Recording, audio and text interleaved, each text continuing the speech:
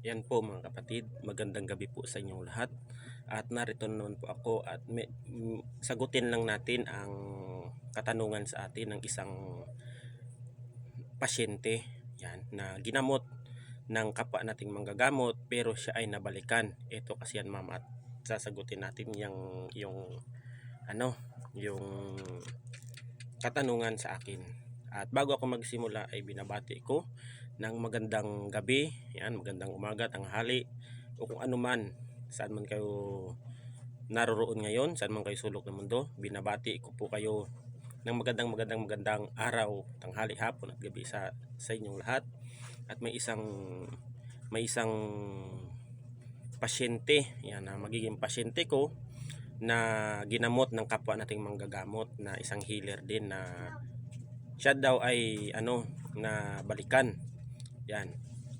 At mga kapatid, kasi siya nabalikan siya, parang lumala ang kanyang karamdaman.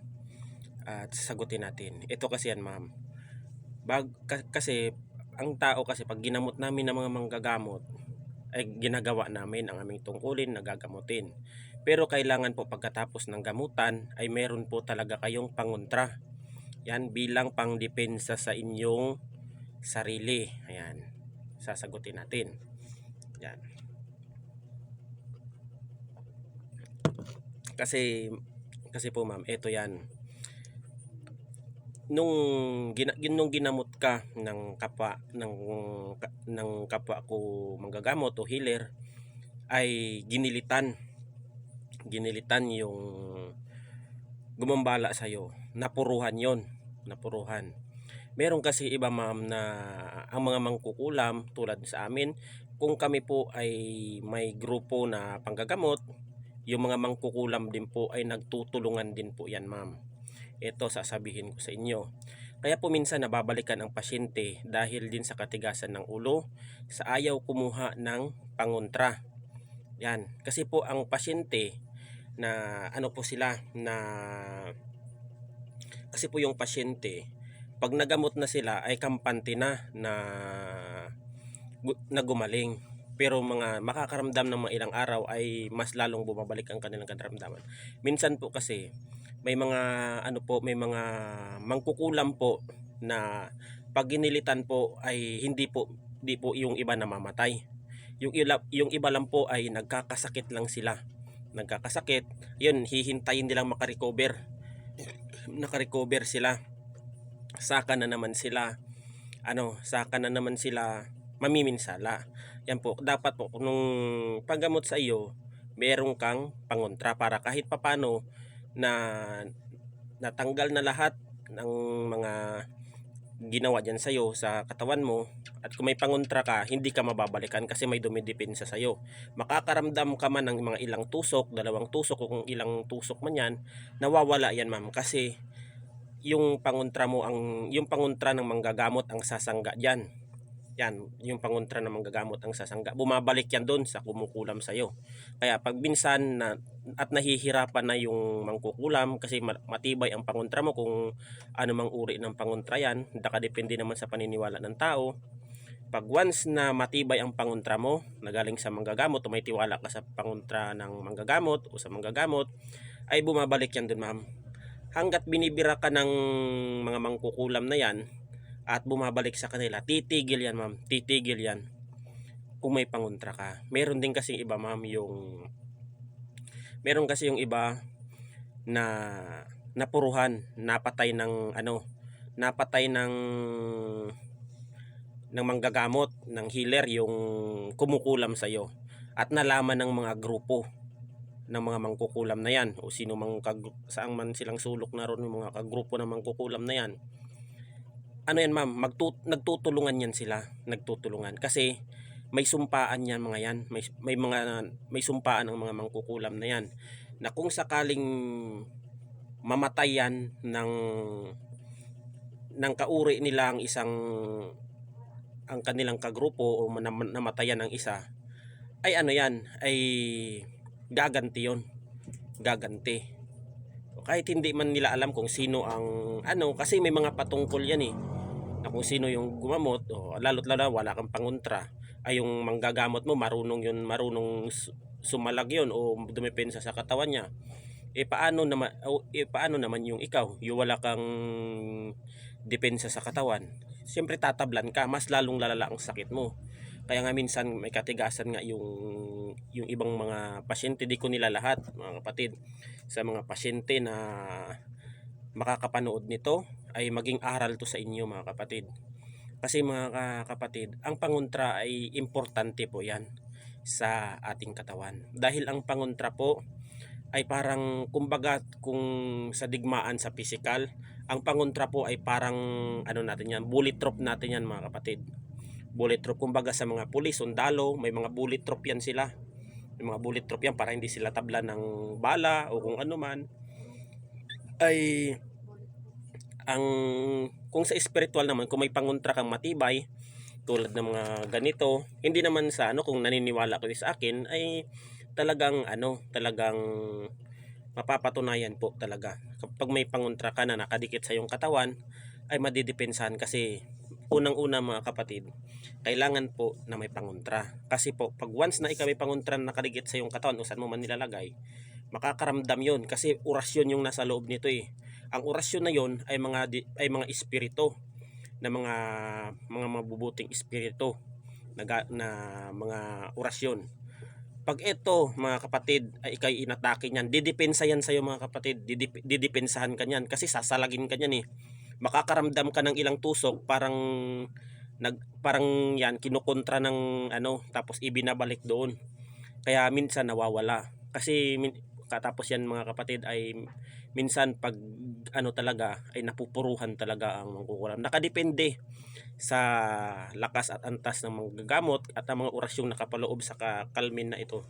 Sa mga kalmin, anting-anting o kung ano man. Kaya dapat mga kapatid, bago kayo magpagamot ay mga kapatid, sundin ninyo ang payo ng isang manggagamot. Lalo't lalo na pag malala na ang tama sa inyong katawan, ay kailangan po ninyo ng wastong payo. Kasi po ang kaya nakalagay nga yan sa Biblia, paulit-ulit kung sinasambit o binabanggit, ang sino mang sumasaway sa utos ng manggagamot ay mapapahamak. Ayan. Kaya pag sinabi ng manggagamot na bawal kumain ng ganito, lalo't lalo na pag may tama na yung at pinainom kayo ng kung ano yung mga herbal, ay wag po ninyong mga kapatid. Dahil pag once po na nilabag ninyo ang utos ng manggagamot na bawal kumain ng ganyan, ay makakaramdam po na pag nilunasan kayo, ay makakaramdam po ang isang mangkukulam. Bibirahin na naman kayo, lalagyan na naman kayo ng kung ano-anong mga dasal o kung anong mga ritual na kasi po mga kapatid, binabayaran yan. Nagbabayad yan sila ng ng mga nagbabayad yan sila sa mangkukulam para pinsalain.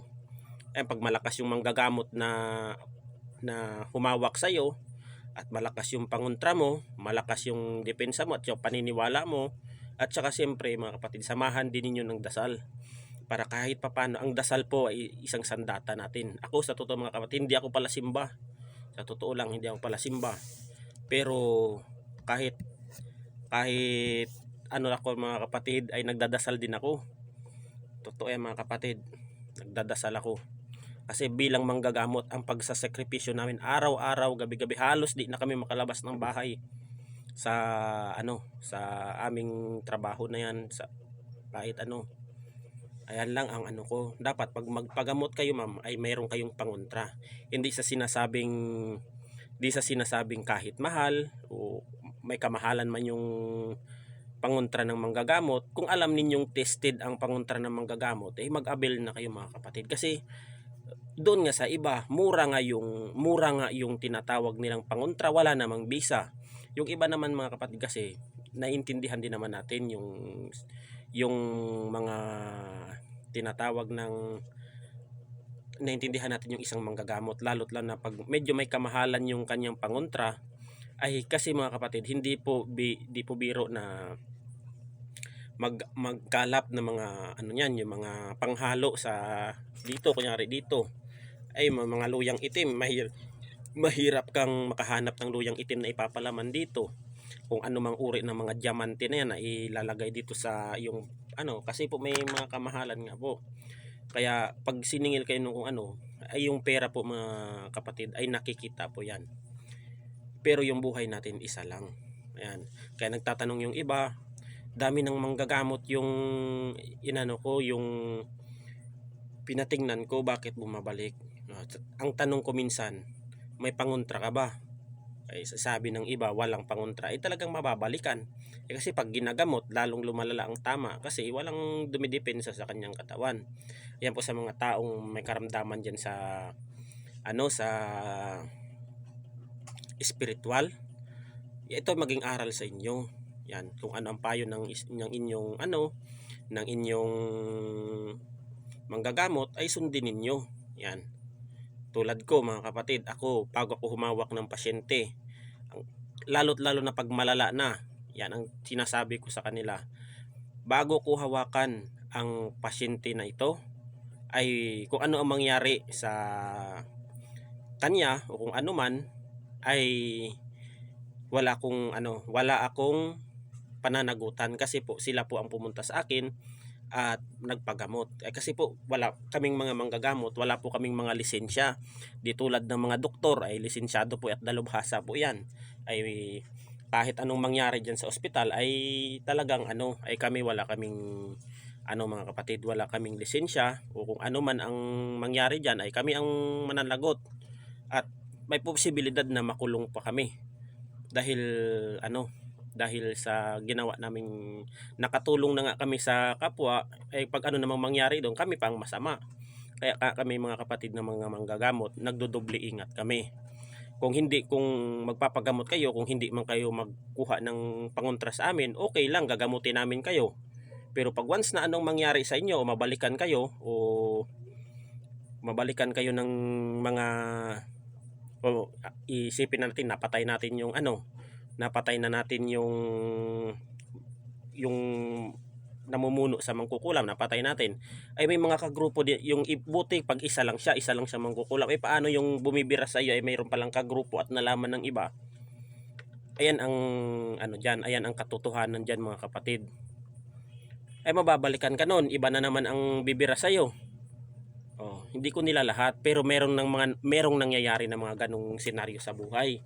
Kaya ako ay magandang topic ito at sinagot ko ma'am ang iyong ano para sa mga manonood nito ay magiging aral din sa kanila. Yan. At hindi po lahat ng tinatawag na mangkukulam ay namamatay. Yung sinasabi nilang kung sinasabi nating kung malakas ang antas ng isang tao o ang isang manggagamot, pag ginilitan yan ay namamatay talaga, nakadepende kasi yan. Paantas-antas kasi yan mga kapatid. Yung iba mga kapatid ay pag once na ginilitan mo ay nagkakasakit lang. Meron yan akong nakalaban dito sa amin.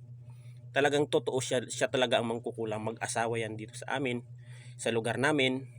Pero nung ginilitan ko ay ano mga kapatid, ang nagkasakit lang sila ng mga ilang buwan bago naka-recover ulit. Ayan, pataasan kasi ng antas yan, lalo na kung marami ng pinatay ang mangkukulam ay mataas ang antas niyan mga kapatid. Lalo na pag isinangla niya na yung kaluluwa niya sa demonyo, ay mataas ang antas niyan. Demonyo na ang nakalukob sa katawan niyan pag ano mga kapatid. Kaya kung kailangan magpagamot kayo, mag-avail na rin kayo ng pangontra para isahan na lang. Ang pera po mga kapatid, nakikita po, pero ang buhay ng isang tao ay isa lang po ang buhay. Yan, kaya mahalin natin.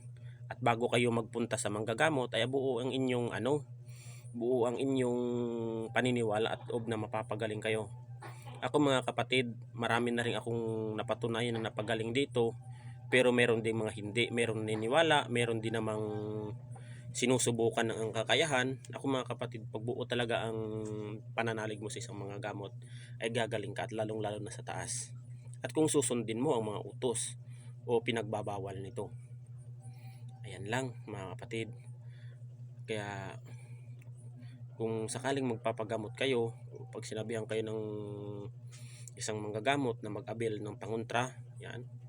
I-ano niyo na mga kapatid na ang pangontra naman ay para din naman sa panangga yan sa katawan natin para hindi tayo mapuruhan. Ang tinatawag na pangontra mga kapatid, pag once na may pangontra tayo tulad ng amulet, anting-anting o kung ano man sa ating katawan tulad ng kalmindigiran, ito physical spiritual to ang taglay nito, physical spiritual, at may mga sign yan pag yan ay nasa iyong katawan. Ayan, pag yan umiinit ang katawan mo ay binibira ka niyan at sinasangga ng mga dasal na yan dyan sa loob ng pangontra. Ayan, marami yung mga kapatid na about sa pangontra lang.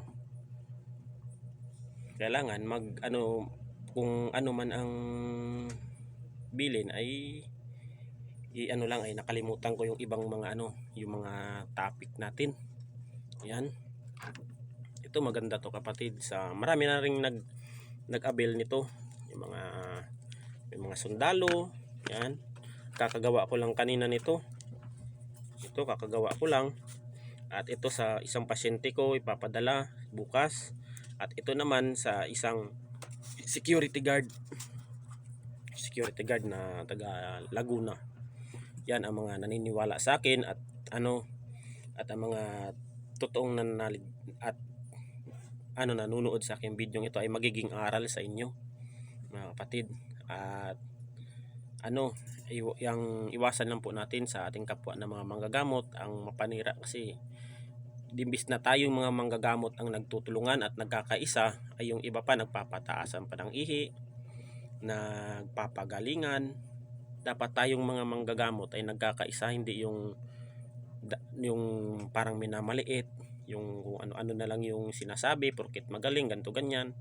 Mali po yung mga kapatid, dahil ang ating alam ay hindi panghabang buhay na nasa sa atin. Pag once na ginamit natin ito sa tama, ay talagang pagkakalooban ka ng pagpapala. Pero pag ginamit mo at nasilaw ka sa pera at nagpakaalipin ka sa kasamaan, ay yan mga kapatid, ay lalamunin ka ng dilim. Ayan mga kapatid, lalamunin ka at yan, magpapaalipin ka na sa pera, magiging gabunan ka na o kung ano man. Dapat kung sulitin ninyo maging mabuti. Maraming pagsubok bago ka maging isang manggagamot. Ayan. At hanggang dito na lang mga kapatid, at God bless us all. Inaantok pa ako at naisipan ko mag-live at nag-chat sa ngayon, at naisipan ko na lang na i-vlog para may mapupulutan din ng aral ang ating mga manonood. Yan, kung magustuhan ninyo ang aking vlog na ito, ay paki-share, like and subscribe na lang ang aking YouTube channel na Maestro Apo. Yan, sana po mga kapatid, malapit na, sana baka abot na tayo ng 1,000 subscriber. Ayan lang ang pinapanalangin ko sa aking YouTube channel. At di ako magsasawa na mag-post ng kung anong uri ng mga video na aking tatalakayin. Ay hindi ako magsasawa na mag-post para magkaroon ng kunting kaalaman at ideya ang mga taong nakasubaybay sa aking mga video sa Facebook page ko at sa YouTube channel ko na Maestro Apo. Naway sa mga manonood sa aking Facebook na ito, ayan, kung sino man kung alam ninyo ay ako po ay humihingi ng tulong na paki-subscribe na rin ang aking YouTube channel na Maestro Apo, at naandun po ang lahat ng aking mga video about sa gamutan. Yan, sa pagtuturo ko ng mga halamang gamot, yan sa mga karamdaman sa pisikal, at ano mang uri ng mga tinatalakay ko sa spiritual mga kapatid. Kaya hanggang dito na lamang po, at God bless us all. Ingat po tayo palagi.